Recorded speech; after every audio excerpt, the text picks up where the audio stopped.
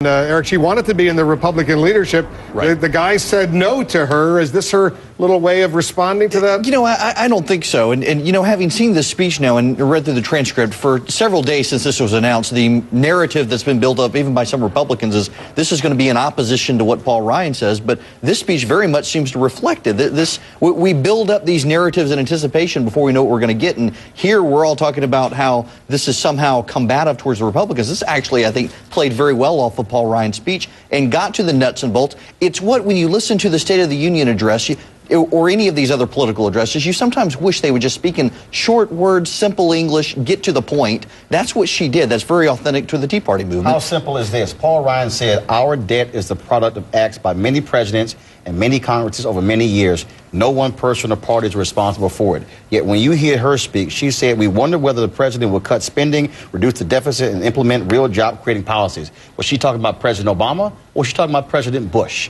The only thing that she took in terms of Republicans taking some form of responsibility for the problem that we're in by saying that deficits were unacceptably high under President Bush. You cannot stand there. I mean, I appreciate Ryan giving an adult speech by accepting the share of the blame for the problem that we're in.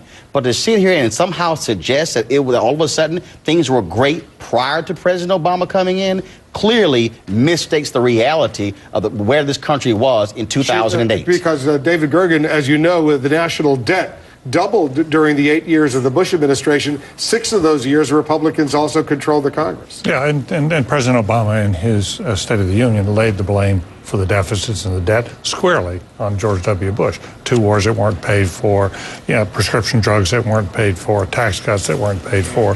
So each side wants to make its partisan points on this.